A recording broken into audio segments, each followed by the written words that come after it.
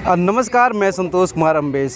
और सर्वप्रथम आज जो पूरा देश आज 15 अगस्त के रूप में 75वीं जयंती मना रहा है, उसके लिए हार्दिक शुभकामनाएं मैं देना चाहता हूं। और आज मैं पहुंचा हूं कड़कड़डूमा, और कड़कड़डूमा में एक समिति, पुनर्जागरण समिति, जो कि यहाँ पे बच्चों को निःशुल्क शिक्षा दिया जाता है इस एनजीओ के माध्यम से। और भी बहुत सारे ऐसे कार्यक्रम हैं जो कि निःशुल्क बच्चों के ऊपर ये एनजीओ करती है। और अभी आज जो 15 अगस्त के उपलक्ष्य में आज भव्य तरीके से यहाँ पे कार्यक्रम का भी आयोजन किया गया।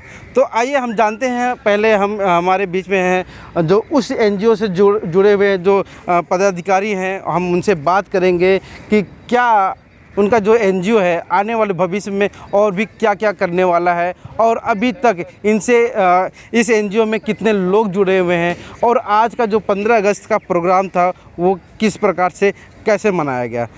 पहले आप अपने परिचय से। मेरा नाम अरविंद कुमार है। आप पुनर्जागरण समिति से जुड़े हुए हैं? जी सर। अच्छा जी सर। कैसे काम करते हैं? मेरे को सर बच्चों को लाना ले जाना, टीचर और जो इसके कार्यकर्ता हैं उनको लाना ले जाना, वो सब इस रिलेटेड से सर जुड़े हुए हैं। अच्छा सर। आपका परिचय? सर धर्मेंद्र सिंह, मैं पुनर्जागरण समिति में टीचर के पद पे हूँ। अच्छा। 3 केंद्र है मेरे उसमें, एक सफदरजंग हॉस्पिटल और एक आपका अम्बेडकर बस्ती, एक ग्रीन पार्क। बच्चों को शिक्षा देने का एक बेड़ा भी उठाया हुआ है। जी तो सर। वो बच्चे किस तबके के मतलब बच्चे होते हैं, कैसे बच्चे होते हैं? सर वो गरीब तबके के बच्चे होते हैं जो स्लम में रहते हैं, और वहाँ के बच्चे हैं जहाँ मतलब ऐसी बहुत सारी जगह हैं जो जहाँ के बच्चे स्कूल भी नहीं जाते हैं। तो हम वो उन बच्चों को ज़्यादा पढ़ाने की कोशिश करते हैं कि वो स्कूल अगर उनके तक नहीं पहुँच रहा तो हम उनके पास पहुँचें, मतलब स्कूल उनके पास पहुँचे। स्कूल उनके पास पहुँचे, बिल्कुल। बहुत ही सुंदर। तो क्या मतलब उसमें सब्जेक्ट वाइज मतलब हाँ। ऐसे पढ़ाया जाता है? हाँ या सर, मतलब सब्जेक्ट ऑल सब्जेक्ट पढ़ाया जाता है उसमें बच्चों को। हाँ, पहले तो उनको बेसिक नॉलेज दी जाती है बच्चों को, हिंदी इंग्लिश की, क्योंकि बेसिक से ही स्टार्ट होगा सर, क्योंकि हम बच्चे सब कुछ तो जानते नहीं अभी, तो फिर उनको बेसिक पहले सिखाया जाता है, उसके बाद जैसे जैसे वो बच्चे आगे बढ़ते हैं उसी तरीके से उनको कराया जाता है। तो साथियों, मैं आपको बता देना चाहता हूँ वो बेसिक से स्टार्ट कर रहे हैं, और भी अन्य प्रकार की जो चीज़ें होती हैं, जो सुविधाएं होती हैं गवर्नमेंट की तरफ से, वो सुविधाओं को भी ये पुनर्जागरण समिति एनजीओ की तरफ से यहाँ प्रोवाइड होता है। हालांकि चलते चलते मैं कुछ दिन पहले ही इन बच्चों से भी मिला था, रूबरू मैंने मिला था फुटपाथ पे, जब वो एक टीचर पढ़ा रही थी बच्चों को, तो मुझे रहा नहीं गया और मैं तुरंत अपने गाड़ी को रोक करके मुझे अच्छा लगा कि ये एजुकेशन कहीं भी किसी भी परिस्थिति में शुरू की जा सकती है। सर मैं सही कह रहा हूँ ना सर? आपका परिचय? नीलेश, मैं पुनर्जागरण समिति में सहयोगी कार्यकर्ता हूँ, और हम ऐसे अभी 60 केंद्र है पुनर्जागरण समिति का, से 6 स्टेट्स में काम कर रहे हैं। तो ऐसे हमारे दिल्ली में लगभग 47 के आसपास केंद्र हैं। ऐसे तबके जो फ्लाईओवर के नीचे स्लम्स में रहने वाले ऐसे बच्चे जो पढ़ाई, और उनके पेरेंट्स भी पढ़ाई से बिल्कुल, पढ़ाई क्या चीज़ होती है समझना, बच्चों को पढ़ाई तक पढ़ाना चाहिए, ऐसे उनके मन में नहीं रहता। वो रोज़मर्रा की अपनी ज़िंदगी में लिपटे रहते हैं, उनके पास समय नहीं होता कि जो भाई बच्चे पढ़ने के लिए जाए, फिर उनके बच्चे क्या कर रहे हैं, वो स्वयं क्या कर रहे हैं, पीने खाने के इसमें रह जाते हैं, जिसके कारण से बच्चों की पढ़ाई नहीं हो पाती। तो पुनर्जागरण समिति उन बच्चों को बुलाकर, फ्लाईओवर के नीचे रहने वाले, स्लम्स में रहने वाले, उन सभी बच्चों को बुलाकर एक स्थान पर एकत्र कर उनको पढ़ाने का प्रयास करते हैं। कम से कम अपना साक्षर बने, वो अपना हस्ताक्षर कर पाएँ। कहीं बैंकिंग में आजकल पैसे निकालना है, साइन करना है, तो ऐसी कहीं भी कोई फॉर्म भरना है तो अंगूठा नहीं देना पड़े, हस्ताक्षर कर लें। कम से कम इतना हम साक्षर बनाएं। इस योगदान में पुनर्जागरण समिति समर्पित रहती है, हर समय लगी रहती है। और जो बच्चे पढ़ते हैं केंद्र में, पढ़ते वो लगता है कि भाई बच्चे को स्कूल जाना चाहिए, उनके पेरेंट्स, बच्चे रुचि दिखाते हैं, तो उनको पुनर्जागरण समिति स्कूल्स में एडमिशन भी दिलवाती है और उनको स्कूल्स में पढ़ने के लिए सुविधाएं जो भी होती है प्रोवाइड करती है। मतलब कि अगर वो बच्चा अगर आगे स्तर में अगर पढ़ाई करना चाहता है तो आपका जो ये पुनर्जागरण जो समिति है, जो एनजीओ है, वो आगे पढ़ाने के लिए भी सक्षम है। बिल्कुल सहयोग करती है, उनको करती है। स्टेशनरी है, ड्रेसेस हैं, बाकी और भी एक्सपेंसेस हैं, उसमें भी सहयोग करते हैं। आपका क्या इस एनजीओ में क्या रोल है इसमें? मैं सहयोगी कार्यकर्ता हूँ। सहयोगी सहयोग, कार्यकर्ता हाँ। टीचर नहीं है? टीचर नहीं हूँ मैं, अच्छा, टीचर नहीं है। टीचर्स ट्रेनिंग का काम देखता हूँ। अच्छा, प्रशिक्षण। टीचर ट्रेनिंग का। मैडम, आप अपना पूरा परिचय बताइए। मेरा नाम शानू है। मैं 3 केंद्र पे बच्चों को पढ़ाती हूँ। शायद आप यहीं पर पढ़ा रही थी, मैं आया हुआ था। तो कैसे आप मतलब कि बच्चों को पढ़ाने में आपको कैसे अनुभव और ये रुचि कहाँ से मिली, मतलब कि आप कहाँ से जागृति हुई आपको? सर, पहले मैं होम ट्यूशन पढ़ाती थी बच्चों को, फिर मतलब हमारे श्रीमान बाबूलाल सर ने मतलब मुझे बच्चों के लिए हायर किया। फिर मुझे 2 साल हो गए हैं बच्चों को यहाँ पे पढ़ाते हुए। और ये बच्चे मतलब कि आसपास में जानते हैं, इनके पेरेंट्स ने बोला कि आप यहाँ पे भी सेंटर खोलो हमारा। तो सर के सहयोग से हमने यहाँ पे विश्वास नगर केंद्र के पास सेंटर खोला है। सेंटर खोला है जी।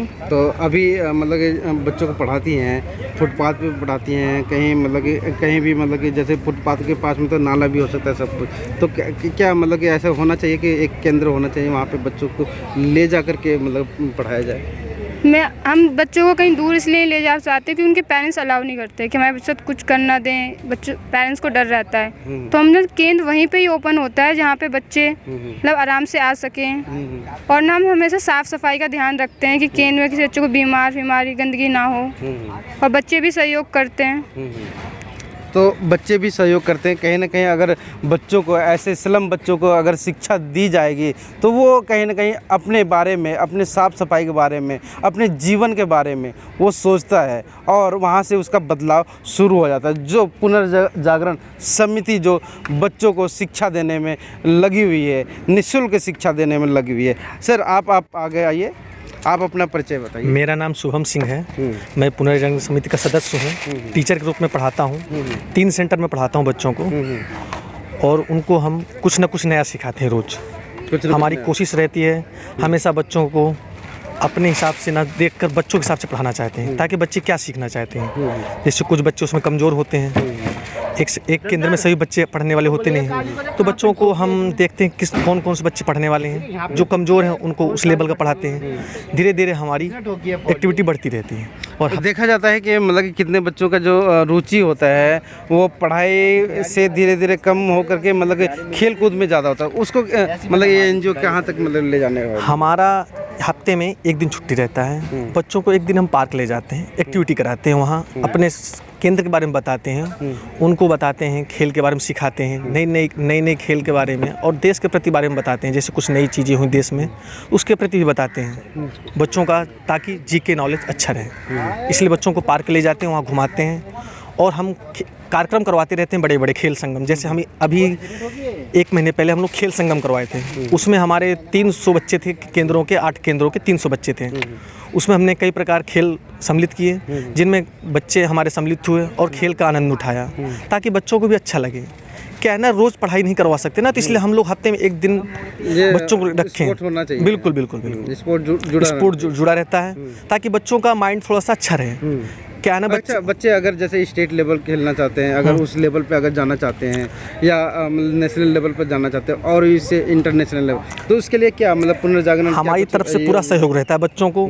हम बच्चों को पेरेंट्स से बात करते हैं, जो बच्चे अच्छा खेल खेलते हैं, फुटबॉल हो गया, वॉलीबॉल हो गया, तो हम उनका पूरा सहयोग करते हैं कि वो राष्ट्रीय स्तर पर खेलें और हमारे संस्था का नाम बढ़ाएं। क्योंकि हमसे जुड़े हुए थे बच्चे, तो हम हर प्रकार का सहयोग करते हैं, खेल कूद में, पढ़ाई में, जो भी उनका हो सके। पेरेंट्स से बात करते हैं, बच्चों से बात करते हैं। तो इस एनजीओ के जो ऑनर हैं, क्या कौन है? इस एनजीओ के ऑनर बाबूलाल सिंह जी हैं। उनकी तरफ से क्या सहयोग होता है? उनकी तरफ से पूरी सहयोग रहता है कि बच्चों को कैसे आप पढ़ाते हैं। वो बच्चों से पूछते भी हैं, आके सेंटर विजिट करते हैं, ताकि जैसे कोई भी टीचर है कैसा पढ़ा रहा है बच्चों को, वो ऑनर के रूप में नहीं, बच्चों के गार्जियन के रूप में पहुंचते हैं, ताकि बच्चों को ऐसा ना लगे कि कोई आया है।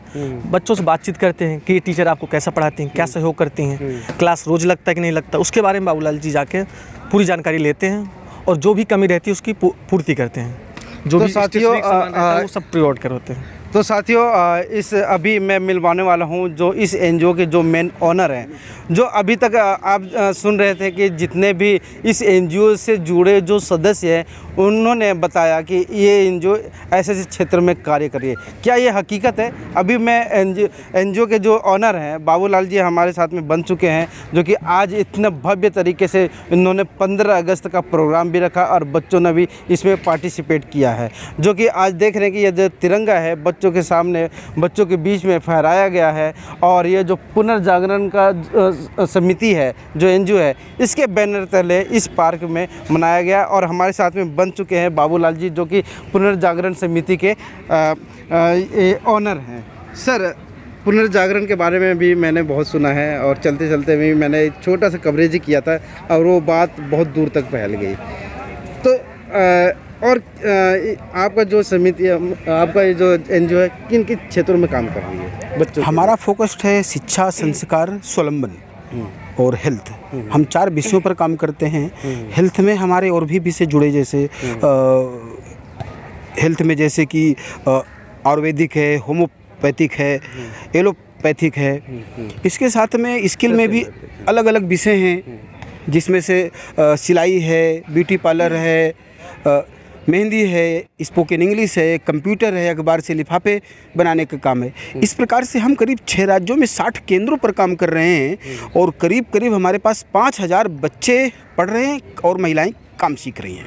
क्या आपने उस क्षेत्र में भी कभी देखा है जो कि जो ऐसे जो बच्चे जो कि उनको एक्टिविटी में ज़्यादा ध्यान होता है, मतलब कि जैसे कि पढ़ाई से अलग एक्टिविटी होती है, जैसे स्पोर्ट्स और भी मतलब बहुत सारे ऐसे एक्टिविटी होते हैं, मतलब कि उसमें आपका ये जो एनजीओ काम कर रही है कि नहीं कर रही है? हम कह रहे हैं कि हम लगभग हर क्षेत्र में काम कर रहे हैं। शिक्षा के साथ में हाँ, खेल कूद का भी होता है। और हमारे केंद्रों के बच्चे तो काफ़ी बच्चे ऐसे हैं जो फुटबॉल खेलते हैं और राष्ट्रीय स्तर पर भी हमारे केंद्रों के बच्चे फुटबॉल का मैच खेल चुके हैं। हाँ जी। और इसके साथ में चेस पर भी हमारा फोकस है। चेस में हमारा इसलिए फोकस है कि चेस एक ऐसा विषय है जिससे बच्चा योग्य होता है। खेल कूद में क्योंकि गवर्नमेंट की तरफ से भी खेल कूद में ज़्यादा ध्यान दिया जा रहा है। हाँ, ज़्यादा फंडिंग आ रही है, सब कुछ हो रहा है, मगर गवर्नमेंट का मानना है कि अगर बच्चे अगर खेल कूद में आगे निकलेंगे तो और हम हमारी तरफ से फंड लेके जाइए। तो क्या ऐसा कुछ गवर्नमेंट से आपने मांगने की कोशिश किया है? अभी हमने कोशिश तो नहीं किया और भी क्षेत्रों में सरकार से सहयोग मांगा था तो नहीं मिला। तो अभी हम अपने स्तर पर चेस है, फुटबॉल है, वॉलीबॉल है, बैडमिंटन है, इस प्रकार से खेलों का आयोजन करवाते हैं। अलग अलग क्षेत्रों से हमने शिक्षक भी बुलाए हैं, वो बच्चों को सिखाते हैं, बच्चे खेलते भी हैं, प्रैक्टिस होती है, प्रतियोगिताओं में भाग लेते हैं। इस प्रकार से काम चल रहा है। अभी भविष्य में क्या इस पुनर्जागरण समिति जो एनजीओ है वो भविष्य में अभी क्या करने वाली है?